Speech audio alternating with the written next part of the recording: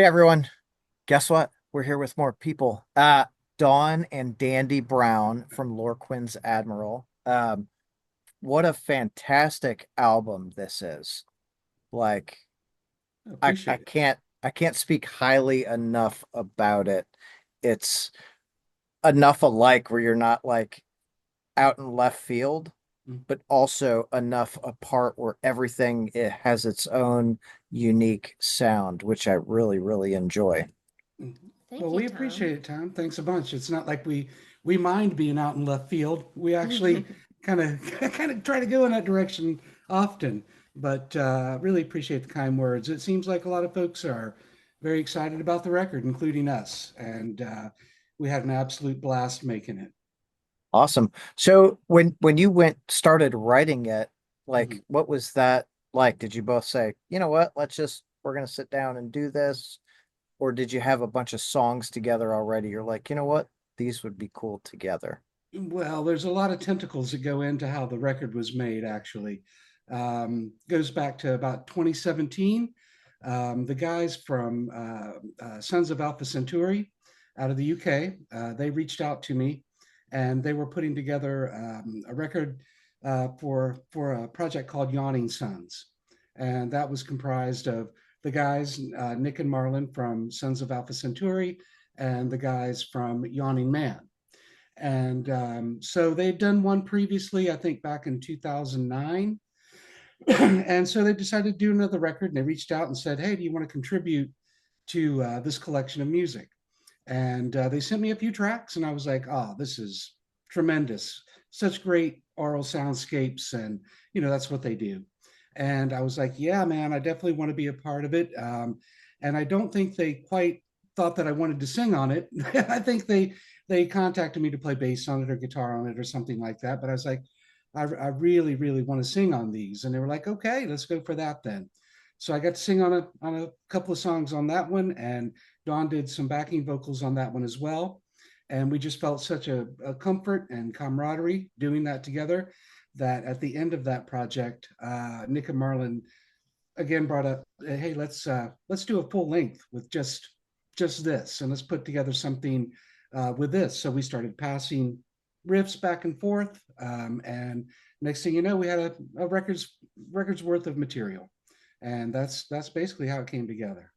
It's super cool how like you start with one thing and it Yeah, translates to, so many other things. It's like I try to tell my kids, relationships, when you have a good relationship with someone, you never know where it's going to go.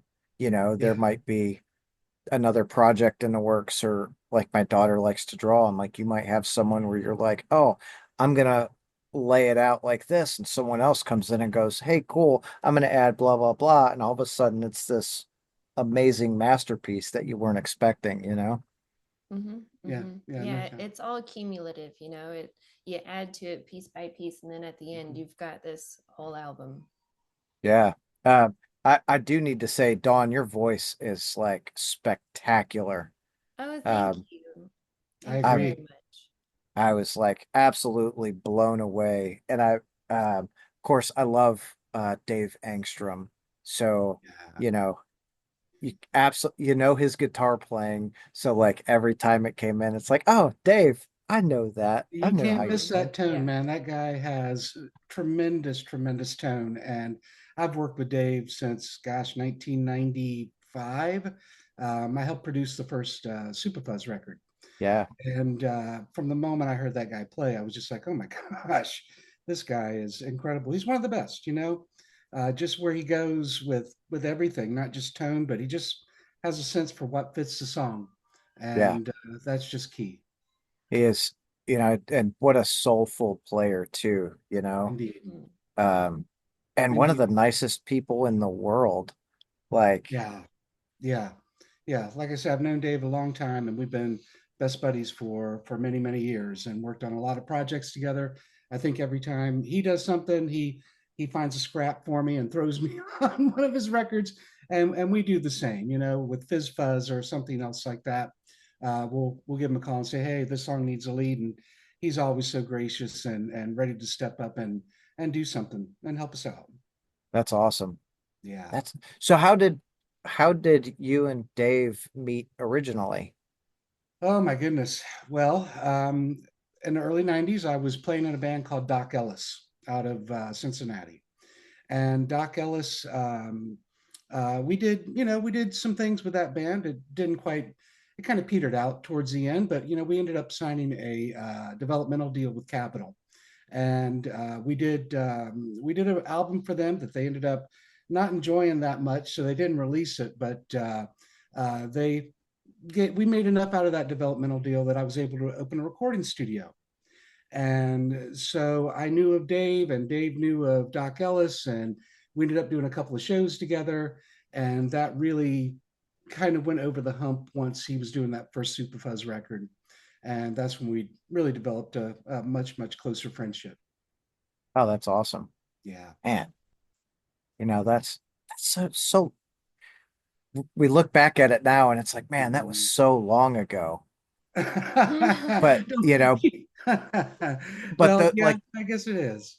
but those memories are like it doesn't feel like it was that long ago, you Oh know? yeah, yeah. I grew up in Southwest Ohio and Northern Kentucky. I spent most of my uh, early adult years living in Covington and Newport, and I ended up getting an undergrad degree from the University of Cincinnati. And my mother's family, she's from Southern Kentucky. She's from Barboursville, and spent some time in Louisville, as a matter of fact. Actually. Did a show there one time, opening up for Blue Oyster Cult back in '95. And that seems like forever ago too. Yeah. But you're right. Yeah, it seems like a long time ago, but then again, it seems like yesterday in a lot of ways. Yeah. Man. So many great memories from specifically like the 90s. It was such a I think such a wild time that had just some amazing music that came out of it. I agree. I agree. Man, I think every era, though, I won't just limit it to the '90s because there's great music happening now too, man. absolutely 100%. Yeah, yeah. some of Yeah. my favorite some of my favorite bands ever, I've discovered within the past, 4 or 5 years. So, I think it's always going, as long as there's people out there picking up guitars and wanting to create something and touch people with the message. Mhm. Absolutely. I'm real big on like I'm gonna call it independent, but like the underground, music. Hmm. Because I feel like in the underground, that's the stuff that's on the cutting edge. You Hmm. find the best music that hasn't been stomped on from, label execs like, oh, we need it more radio friendly. You have to do this or Yeah, whatever. Like people are just a lot more authentic, I think. Yeah, the underground music scene always seems to be where the frontier of, musical innovation seems to reside. I agree with that. Hmm. Absolutely. So what are you guys listening to right now that like is really caught your attention? Um, well, as I was saying, one of my favorite bands I've discovered in the past few years, a band called Church of the Cosmic Skull. They're out of Mhm. Nottingham, kind of a blend between, I don't know, Led Zeppelin and ABBA. Mhm. They Oh, have some, Exactly. oh, they've got some tremendous, tremendous vocals, and the production on their records is just so old school and so warm. And they just write terrific songs. And also, really, really good friends of ours. There's a band out of Bologna, Italy, called Alice Tambourine Lover. Just a two-piece, husband and wife, and boy, they touch my heart every time I listen to their Mhm. music. Mhm. Um, Yeah. Franco, the guitar player, he plays a dobro, and his wife Alice sings and plays acoustic guitar, and boy, they Mhm. create such tremendous sounds with just a two-piece. Mhm. that's You know, awesome. if you could think slide guitar with like Stevie Nicks vocals, Yeah, that's yeah. kind of what they do. Yeah, it's got a Stevie Nicks feel, but it also has kind of a Janis Joplin kind of sound to Mhm. it as well. Okay. Highly recommended to you and your listeners. It's something else. All of their records are really, really great. I'm gonna And have to check that out for sure. another one that pops out that actually we're gonna have the luck of Oh, seeing at mhm. Hellfest this year is a band called Turnstile. And wow, those guys are something else. And it's a combination of things that I really wouldn't think I would like, but the way they do it is just so full of energy and so, so cool. Mhm. Yeah. They I saw them at Louder Than Life a few years ago, Oh, and there was there was maybe 100 people at the stage, mhm. and everyone was totally into it. I'm like, man, this is cool. This is neat. And now they have like Just absolutely blown up. exploded. Yeah. Yeah, yeah. I like their new single. I like everything they have going on. Really, you talk about albums that kind of reach into left field.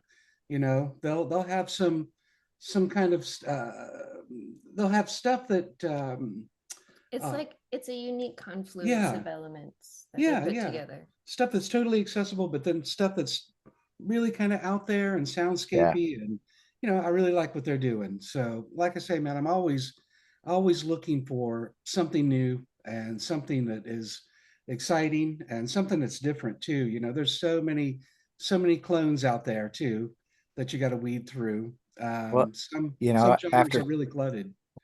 so many years of music, it's really hard, I think, for a lot of artists or for most people to make something that is completely unique or that Mm, brings in those unique elements. So when you have the opportunity to catch a band and you're like, oh, I didn't expect them to do this or yeah, to incorporate that, it's refreshing, you know? I agree. Yeah, yeah, and people love to reiterate, the sounds that they love, but it's also, important to be additive, you know, Hmm. and contribute new elements to sounds that you've already heard. Hmm. For sure.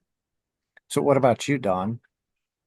Well, I mean, we already talked about Alice Tambourine Lover. That's really, I love the dobro slide guitar with the crazy vibrato of Alice's voice. I Hmm. think they're great. But there's also our bassist. He plays for a band called Isaac out of Genova, Italy, and they tune way down. They're super heavy. They're like drop C, tuning, really, really hardcore stuff. If that's your bag. Yeah. I feel like I know them. Yeah, yeah, they've I think they've been around for quite some time. They started, I want to say maybe 12 or 13 years ago, but they've been through numerous lineup changes, and I think they've really settled on the best of all worlds with what they've got going right now. And they've been touring pretty extensively throughout Europe, and I think they're actually coming to the States for a few shows early next year. Great guys, great band, definitely hit you right in the chest. They got something going on. Well, hopefully they don't have any issues with their visas. That seems to be the big, Mm, Oh my gosh, yeah, yeah, yeah. Folks are having a hard time. It's a strange world right now. There's no yeah, doubt about it. And obviously, some things are going on in the world right now are unfortunate, very, very unfortunate.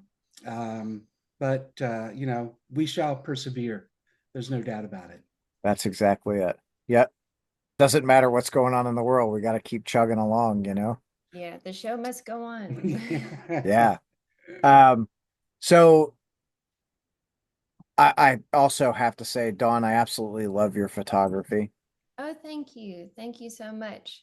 Yeah, I'm really working on photographs like 24/7 these days.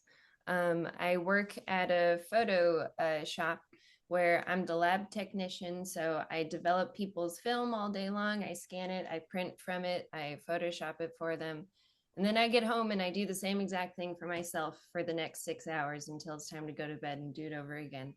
So, but yeah, I just love the process involved in making photographs. I've really been getting into analog photography recently just because I feel that humans are so well adapted to really digesting physical objects.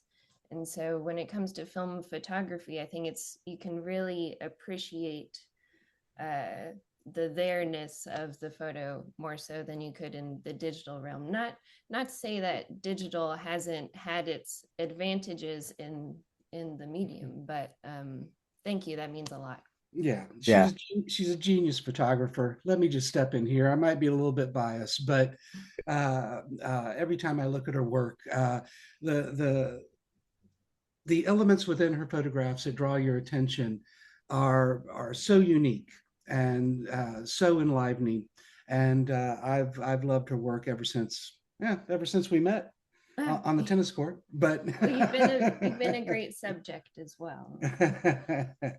yeah, I That's always tell people when you're married to a photographer, you gotta learn how to take. If you're going out for a walk, you learn how to take 15 steps, and then you wait for the photo, and then you take another 15 steps, and then you Yeah, wait for the setup and the photo. But I love being the spotter and yeah. seeing the final product because she does amazing work. Yeah, you're a great spotter too. I mean, I can be a little more brazen with my camera when I've got backup on I hand, think you it's my know. hulking physique I can that stand in the middle of the street if I have to. like, stop traffic. I got to get this Yeah, shot. right, Yeah. right, right. right. Yeah.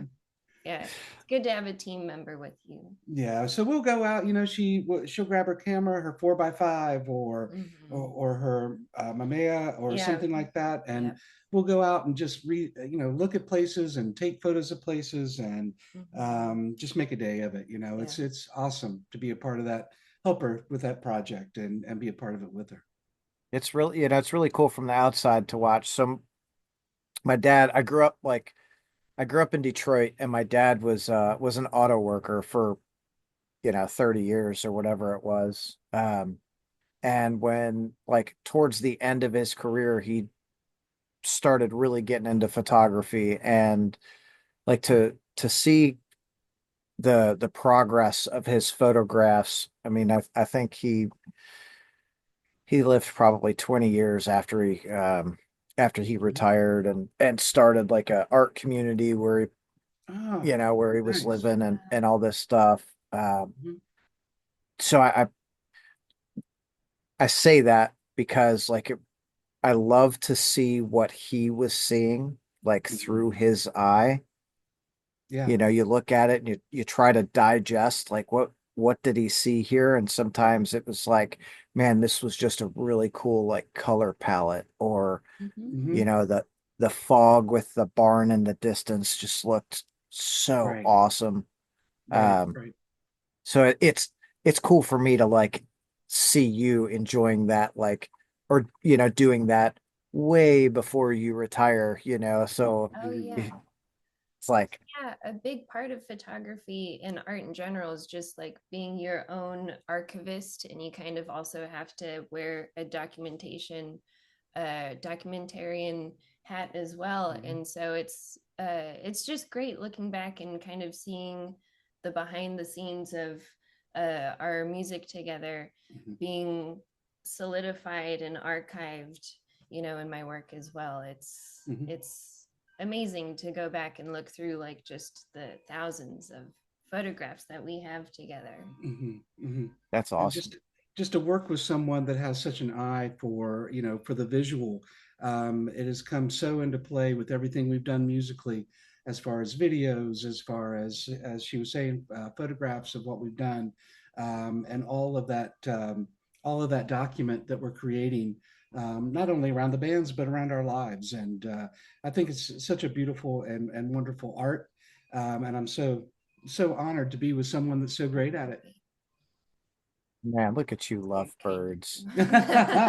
you know, every time we get on an interview, everybody's like, "Hey, we don't really do relationship interviews, but go ahead." Yeah, I'm open to anything as long as it's not bullshit. You know what I mean? Right. Like, Right. Yeah, sure. Yeah. I Well, don't care it's about important to our drama and work. all that. Yeah. Yes. Yeah. Yeah. It plays a big So role in understanding our work. Sorry, go on. now, how long have you all been together? We've been together for 8 years, Eight coming up on eight years. years, Mm-hmm. married for 4. 4.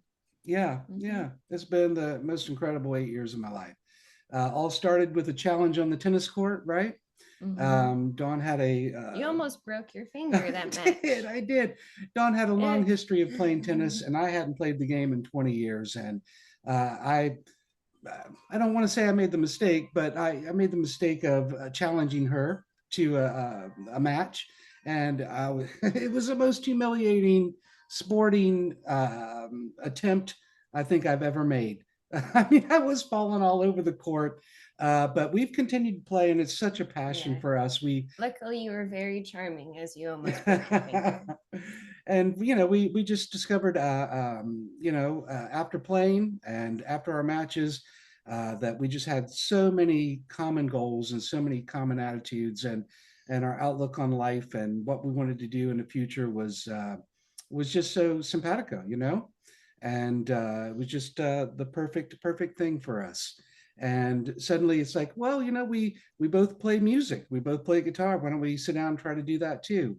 And within 8 months of that, we were on tour in Italy, doing an acoustic set, and it was just phenomenal. The reception we had, and we were very, very fresh to doing that at the time, so we certainly weren't at the top of our game as songwriters together, but over the Yeah, we past, were still learning, yeah, mhm.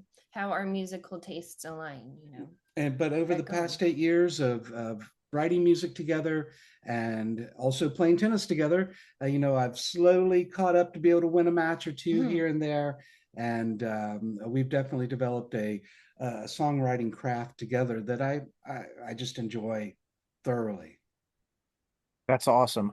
I like when there's like a relationship outside of the band. I feel like that music, there's, that added layer of whatever it is, charisma or whatever that really draws the listener in. Like Mhm. Mhm. Mario and Joe Duplanter from Gojira.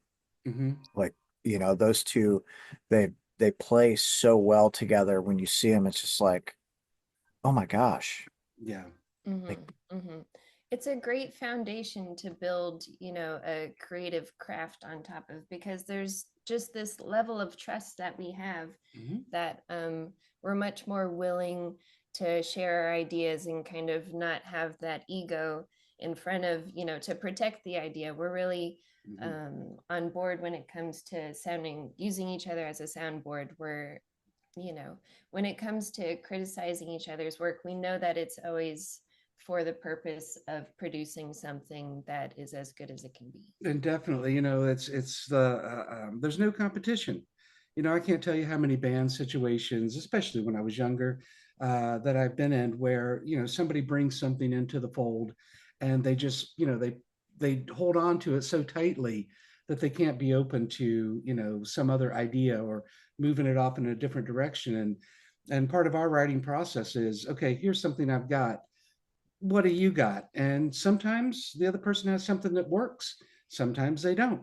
But there's never any kind of competitive aspect between it. It's like, let's just work on this until it's the best it can be, Mm-hmm. until it feels absolutely right. And, it's totally worked for us. And I think gives us a really unique thing that we Mm-hmm. have with our Mm-hmm. songwriting and performance and everything. Yeah, and because we know each other so well, uh, we're supportive of each other's ideas in a way that we know what the kernel of the idea is and how to really build upon it, instead Mhm. of, either discarding it completely and going in another direction. We can really try to, you know, push things in the direction that we think they should go in accordance to how we know each other. Yeah, simple relationship skills, right? yeah, it's, vulnerability, I think, at the end of the day, right? To be able to put that ego away and go, okay, what's going to Definitely. be best here, which unfortunately, the ego is the great ruiner of relationships. And bands. Hmm. Mm-hmm. Mm-hmm. I mean, a band Absolutely. band is a marriage, right? Yeah. Yeah, yeah, it is a relationship of sorts. Yeah. Mm-hmm. Yeah.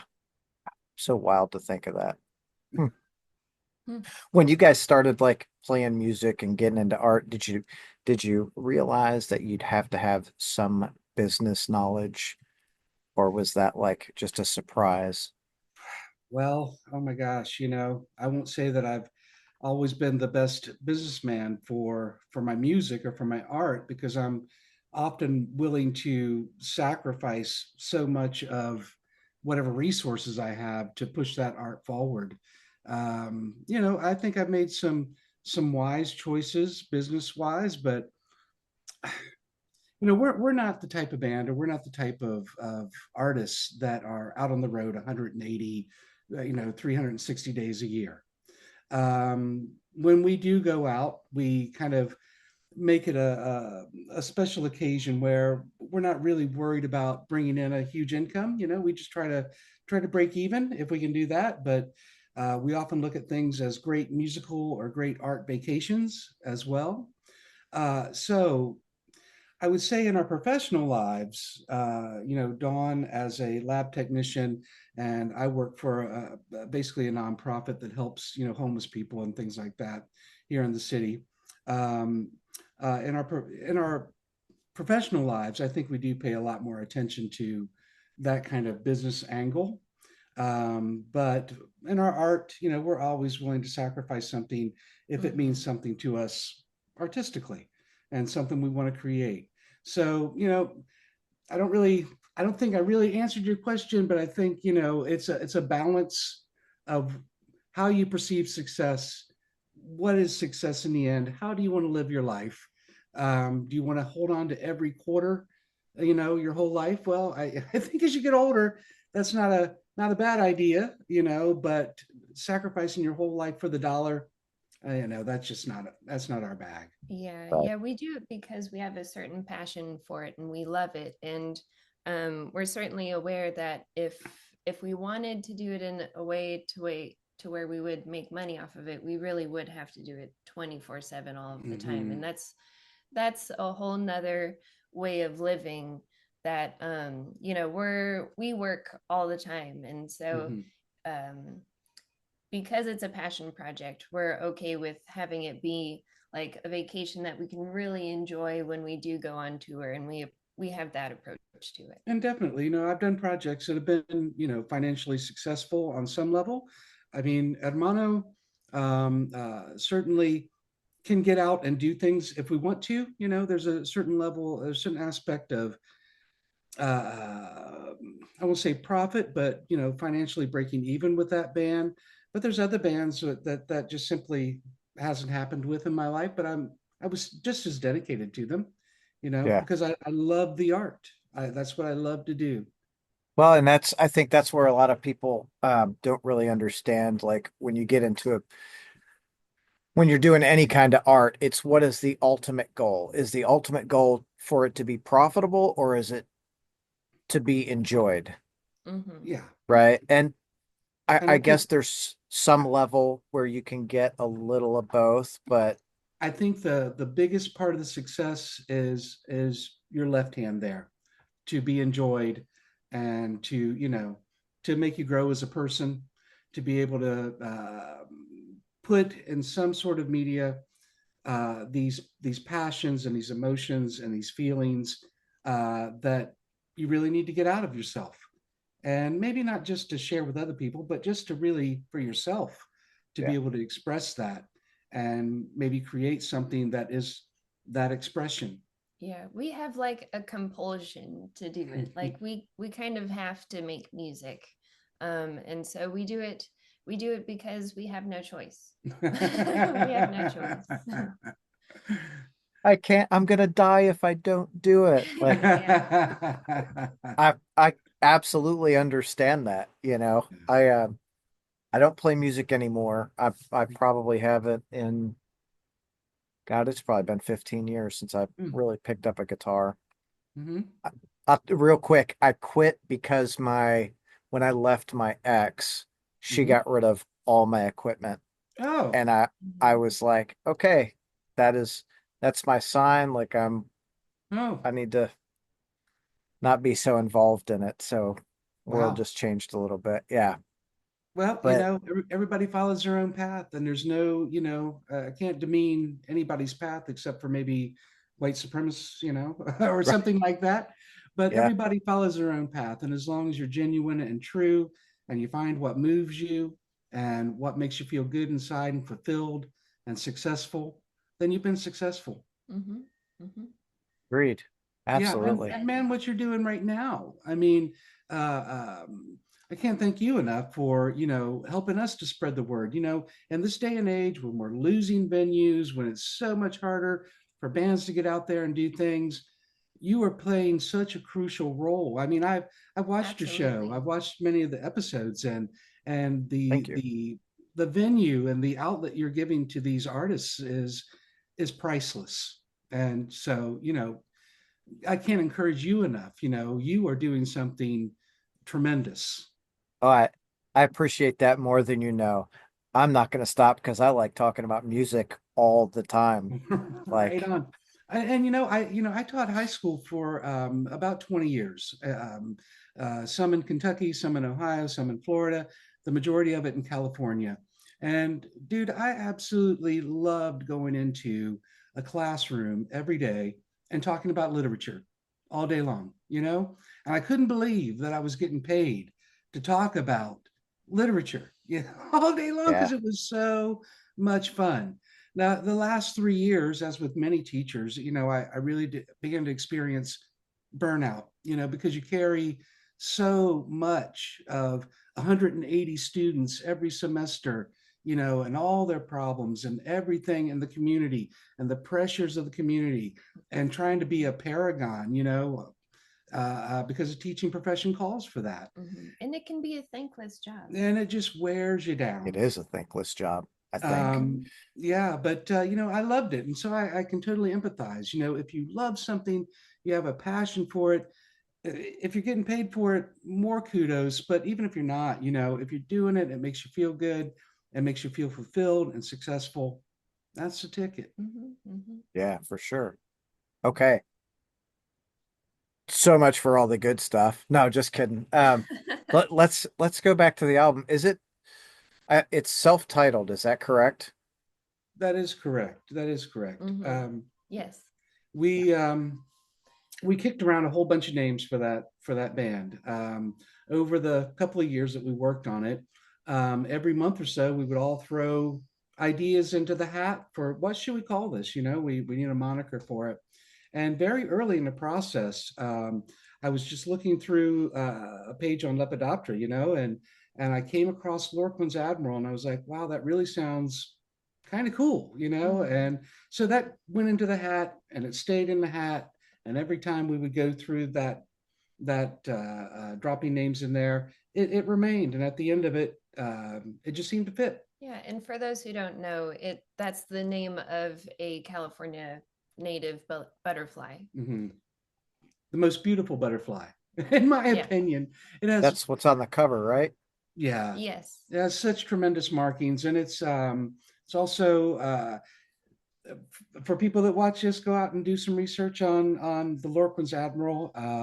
It's a very protective and aggressive butterfly. It'll attack birds if they come towards other Lorquin Admiral. And as I It's was a saying, tenacious butterfly, you can say. yeah, and the markings again, I just thought they were tremendous, and my favorite color is orange, and there's orange in there, and so and it just seemed like something we could really develop into a brand, into a trademark, and into a logo, and it checked all the boxes, and at the end of the day, it just fit what we were doing. I really enjoyed the cover. Thank you. Yeah, I do most of, if not all, the cover art for all of our musical projects together, and so I thought that the butterfly has such this like psychedelic look to it with all of its Mhm. prismatic patterns that it would make just this great Mandela um cover. So that's what we wound up on. Mhm. It's super, super neat. I like how they're all laid out like a mandala. It's like Yeah, I it's I almost stared at like a that for like five psychedelic. minutes. Yeah, it's almost like a psychedelic portal, it transports you into the music. And I definitely think folks should go and check out Dawn's artist page online, Oh yeah. because she has all the art covers, all the album covers she's done on there, Hmm. along with the photographs we were talking about earlier. She could even be perhaps talked into selling a print from Oh, there, oh, and also developing sure. covers for other bands. She's a genius artist, so can't go wrong there. Thank you. Yeah, not at all. Rock and roll. I'll link that in the video description. So keep it. Go get the description and check out her stuff. It's cool, Nice. man. Thank you. Um, so is there a song on the album that like sticks out to you guys as like this one calls to you more than the other ones? I have my choice, but I'm gonna Yeah, let well, Don I say. mean, there's just a deluge of songs that I could pick from, you know. Mhm. But as far as like what I think people should go out and listen to right now, I think they should check out. We just put out the video for Aren't We? And it's just a very, I guess you could say it's a dark, abstract David Lynch, you know, black and white, very severe aesthetic video that I think would really be a good one for listeners to go watch. Very nice. Very All nice. right. Yeah. Yeah. And, Dawn's right. There's just about every song on the record has a special place with us. I think when we set out to write the lyrics and melodies for the record, um, it was kind of important to us that all the songs kind of lean towards a positive emotion, kind of a, I don't want to say, positive, uplifting message every time, because there's dichotomy in every song, and there's juxtapositions of emotions in all the lyrics. But at the end of the day, all of them, again, we wanted to steer them in positive directions. Definitely love My Blue Wife and My Blue Husband, because those are kind of our pieces to each other. Mm-hmm. And that was another thing we set out to do when we were divvying up, deciding which of the songs she would sing and I Yeah. would sing. Yeah. Those Um, two are like a diptych, you know, they go together and they're mhm. kind of like a gift exchange between the two of us. Yeah, no doubt about Yeah. it. And I absolutely love the lead on Blackwater. Dave Angstrom just he rips my heart out with that lead, and that song is also about my youngest daughter and some conflict that she was going through, but the ability to try to lift above that and find your way again. And Dave just played such an enormously great lead on it. So I'm going to say probably My Blue Wife, because that one means so much to me, and how I feel, my passion for my wife, and the trust and friendship and relationship that we have. Well, then I must promote My Blue Husband then. Copycat. Yeah. I mean, not that it's obligatory, but I But love it. I love that you pointed out the solo in Blackwater because that there's not a bad solo on the record, first off, but that one absolutely like stuck out to me as well. bring tears to your Um, eyes, man. I mean, it the way that yes, guy plays, it just you're just sitting there, and all of a sudden you're kind of misty eyed, and does anybody see that I'm on the verge, or right? anything like Like that? But it's hope no one's looking like yeah, yeah, it could have been forever as well. That song, Angstrom's lead on that one is just so grandiose and so beautiful. He really lifted both he and Country Mark Engel, who also played on some of the songs on the record. Everything they touched on the record really kind of just lifted it to the next level. Mhm. Once we had the core of the album together, all the basic tracks together, I reached out to both Mark and Dave, and I said, "Hey, do you want to participate in this and pick up a few leads on it?" And they both just jumped all over it. And then you wait while they're working on it, and then that day when it arrives, and here's our tracks, and you finally listen to it, and you're just like, "Oh my gosh, oh my gosh, my heart." It just really beautiful what they did to the record, both of them. absolutely. Like Mhm. the yes, they added a fantastic element. So Mhm. my buddy Reagan and I went to Planet Desert Rock Weekend in Ah, January. Yep, that's where Isaac's going to be playing when they come over next year. Oh, cool. Yeah, I'll be there. no, there you go. Uh, Yeah, you will get to see them. yes. Perfect. So Luna Soul was playing, and I, honest to God, never like I never listened to him. I went into it blind, and when Dave and Zeth and Doug like took the stage, Mhm. I didn't know how much I needed that set until they started playing, and I was absolutely like gobsmacked, as they say, just Yeah. wow through their Oh, entire set. It was amazing. I'll tell you what, man. I've been so lucky to play with such great musicians, in my life. It all started out, I started out with my cousin Pete Davidson and our friend Todd Quincy, just playing music in the basement, 14, 13, 14, 15-year-old kids go down there and smoke a joint, play the same riff for like 3 hours straight, and just have our heads blown up from that experience. But then to move from that, I had the great luck of being in a band with Greg Dooley from Afghan Wigs for a while. And while he's a very complicated individual, the songs that he would write and the lyrics that he would write um, really were eye opening, and moved me in a totally different direction. And then to be able to work with Country Mark early in my career, and then Dave Angstrom, and then John Garcia, and Pete Stahl, and Alfredo Hernandez, and Mario Lally, and all these people that have just pushed me forward and inspired me playing music along my journey.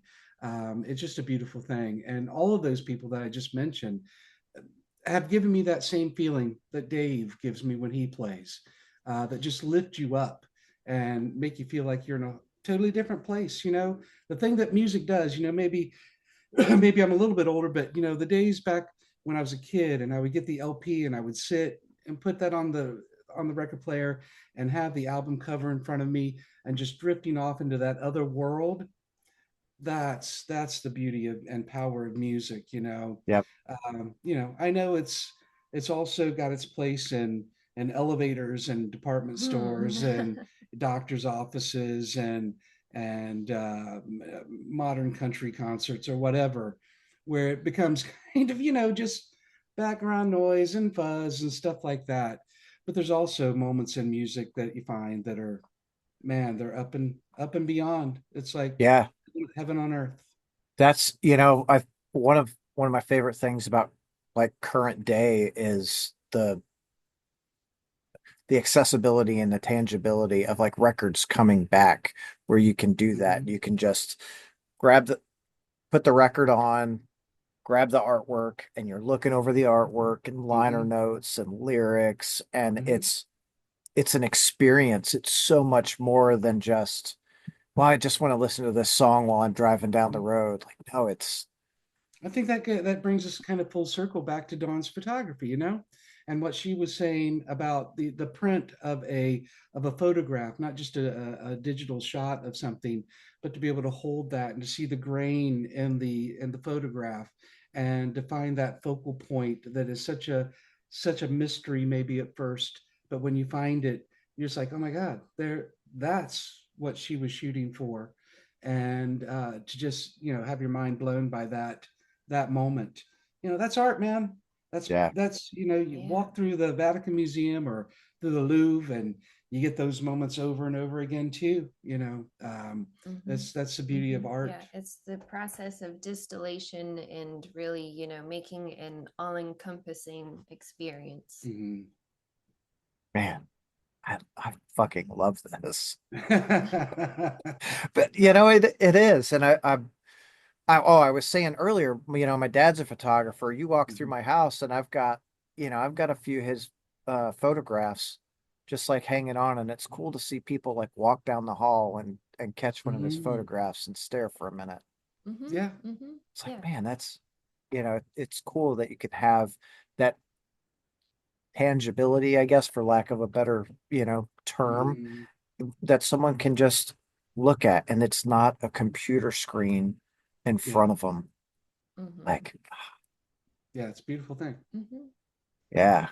Oh, Oh, I just had a friend, speaking of no computer screens, they went to one of the Santa tour with, a perfect circle and Primus and what was the other one? Oh, damn. Is it Puss? It's not Pussifer, is it? I don't know. Could have been, but I ain't gonna get it. Yeah, I don't remember, but it was whatever one's going on right now for anyone that wants to like correct me in the comments, go ahead. But she said, we go in and there's no cell phones. And to see everyone there like in the moment Yeah, actually enjoying the Mm-hmm. concert, yeah, it's it's so rare anymore. yeah. Yeah, yeah. It's a different mindset, you know. It kind of puts your brain traveling at a certain speed, you know, shifts you into a specific gear where you have to sit and appreciate what's going around you at that very specific time, you know, Hmm. and place. It's a Yeah. good thing. Mm-hmm. Mm-hmm. We need Slowing more. down can be a good thing. Yeah. God, I wish I could teach my kids that. Yeah. Yeah, I mean, technology just accelerates the human experience, you know. I don't think the software, you know, in our brains can catch up, you know. No. No, absolutely not. I don't know. Maybe. Yeah. Yeah, man, Eh, everybody, I try to catch myself when I find myself going down the road of saying, maybe that's not in my opinion, that's maybe not the best path to follow. But, as I say before, everybody, I don't want to demean anybody's path other than right. white supremacists and, people that mean harm and do evil. But certainly, whatever your path is, whatever makes you, you know, go and get going in the morning and makes you feel successful and complete, then that's what you should be following. And there's some people that do great work with digital photography too, and Yeah, there's a time and a place, you know, yeah, I agree. when it utilizes its advantages. But if you walk into a situation, you're like, okay, this is going to be analog, and I'm going to respect that analog moment. Yeah, I think they're that's great too. they're two different mediums, you know, Hmm. and so they have their specific use cases and the advantages that make one preferable over another at different points in time. Yeah, yeah, Absolutely. And it's cool to like what you like, yeah, whatever that Yeah. is. Yeah. Unless you're being an yeah. asshole and a white supremacist, then that's not cool. I could add a Right. few other people to that list, but Yeah. Yes. Yeah. I think we all can. Um, but be a cool person, like what you like. Don't shit on other people for liking what they like. Like Right. that's the I was at funny, I was at a show and I was wearing a Gojira hoodie and it was a thrash show. Mhm. And this guy walks in with a Deftones hoodie and he goes, man, I thought I was gonna be like the oddball. I'm like, for what? He's like, because I got the Deftones on. I'm like, you think people here don't like Deftones? Right. Yeah. Like, no, it's cool to like what you like. Who gives a shit what anyone else thinks? Like, Right. Mm-hmm. it's Right. okay. Now I don't that care. is the message that I always try to tell my daughters when they were growing up. It sounds like dad talk here now. Who Yeah, cares yeah, what anybody thinks? You be yourself. Mm-hmm. Mm-hmm. yeah. Well, and that's what. So my daughter's first concert was Justin Bieber, and Hmm. she's like, I don't want to tell anyone. I'm like, who cares? Like Yeah. it Right. was your first concert. You went, you had a good time. That's what matters. Yeah. Mm-hmm. Mm-hmm. No one really cares, Yeah. like I gotta go to all go to whatever you want. Just go enjoy Right. music. Like Mm-hmm. that's what it's there Yeah. for. Yeah, for sure. Favorite so let's Dawn, what is your like number one favorite album of all time? Oh my God. Favorite album. Oh my. Well, I get extra time to think. Go ahead. Go ahead. Siamese Dream by Smashing Pumpkins, of course. That's a, you know, super high up there. I mean, that's creme de la creme. Always being played, you know, in the background somewhere. You know, I always come back to it. Mhm. What else? Also, the first Audio Slave album is really good. You know, every single track on there is like awesome. Those would have to be my top two. Um, Well, he was only asking for your top. well, there you I go. mean, There you go. I'm okay with if you want to give more, I'm open to it. Yeah. Dandy's like I could use some more time to really nail it Yeah. down Well, too. I love Mona Bone Jackin' by Cat Stevens, you know, to go in a whole nother direction. Mhm. Folk music has always been really deep in my heart as Mhm. well. Mhm. Um, I mean, I gave three, now you give three. Oh my gosh. Yeah, you weren't thinking the whole time. Yeah, You were yeah. I was listening to listening the her. whole time. Now I've got to like pull from some of the synapses. Um, Man, every genre has great music. Almost every genre has great music. But I always come back around to one of my favorite bands, and maybe my favorite band always would be Thin Lizzy and Bad Reputation. I love that record. I love, both the guitar players on that record, and Phil was unique and great. But then, I could say Sade, and I could name any Sade record because I'm such a huge fan of that music from the days of first starting college, and I used to be a dishwasher at a restaurant, and I would just have that going all day long in the restaurant, and she really touches my soul with her voice. She has a very unique voice where she doesn't. I won't say her range is enormous, but the inflection and the tone and the tenor and just the beauty of the message within all of her music. I love her to death. You could pick her voice out of out of Oh, anyone. Like when immediately. she sings, you're like, I know exactly who that is. Yeah, Hmm. yeah. Yeah, very recognizable. So Yeah. I'm going with Bad Reputation at the top, but that may change Oh, next week. But I do always come back to Thin Lizzy. One of my favorite bands ever. yeah, I yeah. If we want to talk about like recent releases and genres that perhaps we don't always agree on, this band called Alkaline Trio, they just had a release last year. They're a punk band. Is Blood, Hair, and Eyeballs, I think, was the name of the album. But pop punk or power Mhm. pop, whatever you want to call it, post hardcore. Um, I love punk. Sorry. loves the punk. So I don't have any Alkaline Trio, but I got Matt Skiba's one of his Oh, like solo albums that I think is really good. mm-hmm. Mhm. I don't remember the name of it for the life of me, but I Yeah. I randomly picked it up at a discount store on vinyl. Like we Mhm. walked in and it was like all this vinyl's $5, and I was like, oh, cool. Bloop, bloop, bloop, bloop. Picked up a whole bunch of them, and that Matt Skiba album was in there, and I was like, man, Mm-hmm. this is killer. Yeah. Yeah, yeah. Yeah, yeah. I can tell you, man, punk rock music definitely changed my direction. 1983 or 84, I saw Husker Du for the first time, and that just changed me overnight. From listening to, and I not to say I don't like Duran Duran, but I was listening to like Duran Duran and all that new wave music that was coming out at that time, and then I saw Husker Du, and I was like, oh my, this is bizarrely amazing. What a band. Yeah, that was for me. It was Nirvana that really Hmm. Mm-hmm. changed that trajectory. Even before Nevermind. Hmm.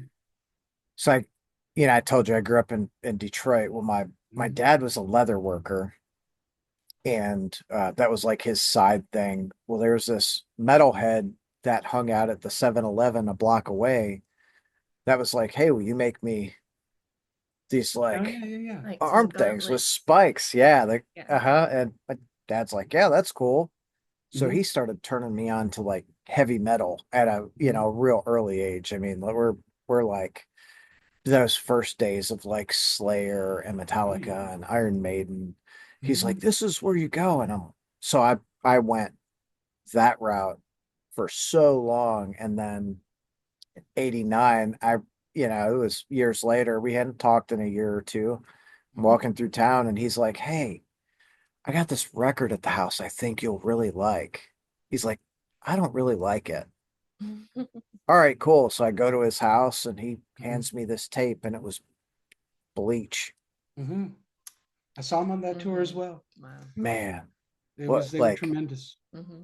what Really a tremendous. such a special like time in music to watch it change from this, like the popular music being like glam and Mhm. and such and just going like that route. Because Yeah. my friends, when they heard that Bleach, they were like, that's the worst stuff I've ever heard. I hate it. And then Nevermind came out and they were like, this is the best band ever. And I was just Right. like, at least you guys are on board now. But Yeah. man, you Yeah. know, Yeah.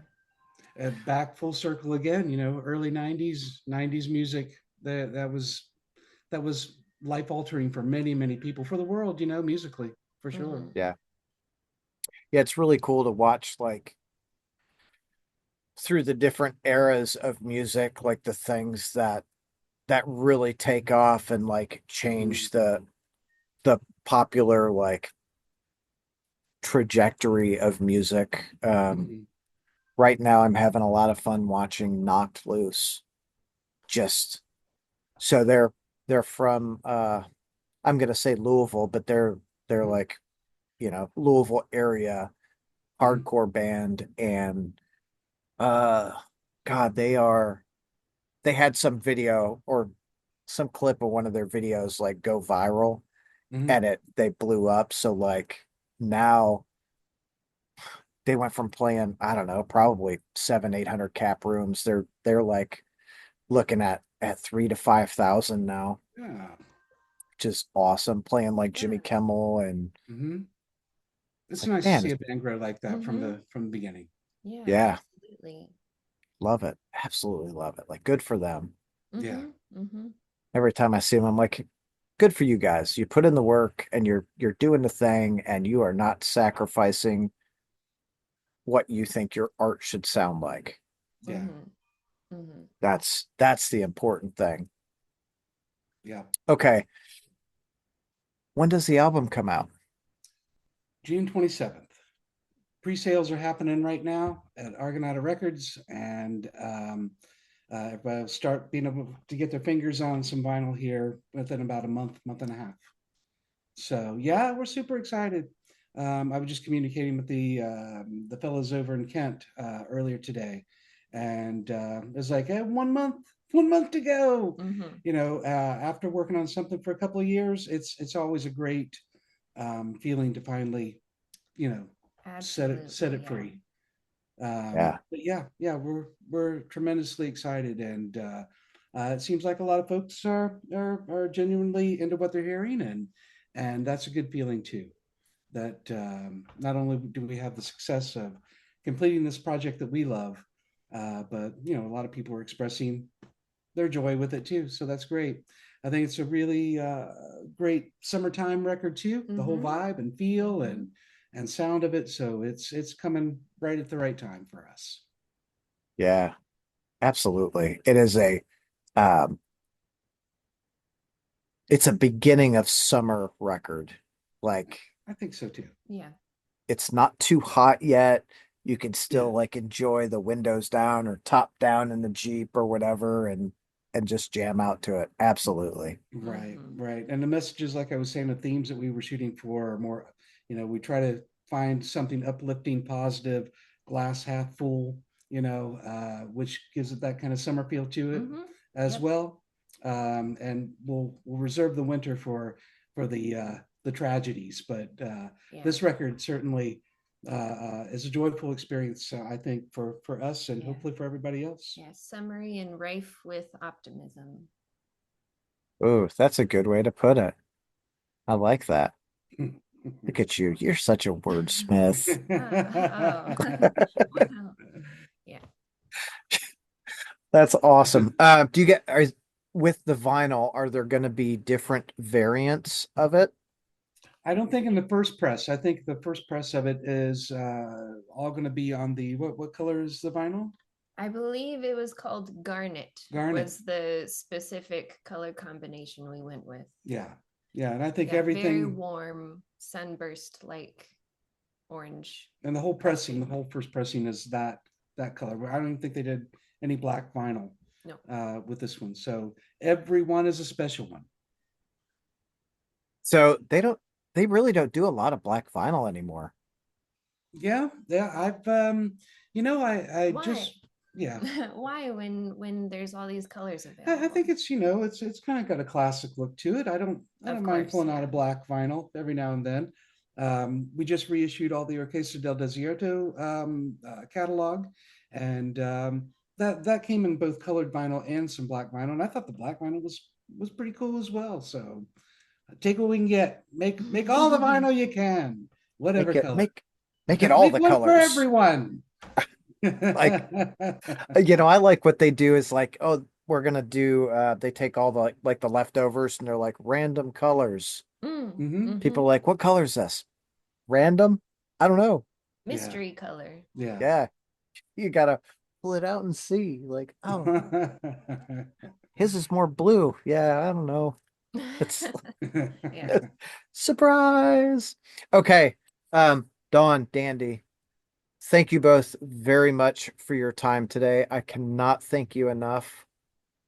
I have had a great time chatting with you Same, man. both. Same. Thank you, Tom. The pleasure's been ours. What a great conversation. And again, we can't thank you enough for all that you do with your show. And I'm sure every artist you have on has that same feeling, you know. Yes, you're providing a very important service. So thank you. Thank you very much. And Absolutely. hopefully we'll talk to you again in the near future. We have a Fizz Fuzz record coming out next year. We're in the process of mixing that as well. And there's going to be a Hermano live vinyl coming out very, very soon in the fall, I believe. It'll be our performance from 2016 at Hellfest, which turned out terrifically. And I'll tell you that story next time. Okay. Oh, you guys are playing Hellfest this year too, right? We are. We're leaving in just a few weeks. All right. Well, safe travels. Thank you, sir. Thank you. And Awesome. we'll see you around next time. Absolutely. Y'all have a great night. Thank you, You too, Tom. Tom. See ya. Bye now.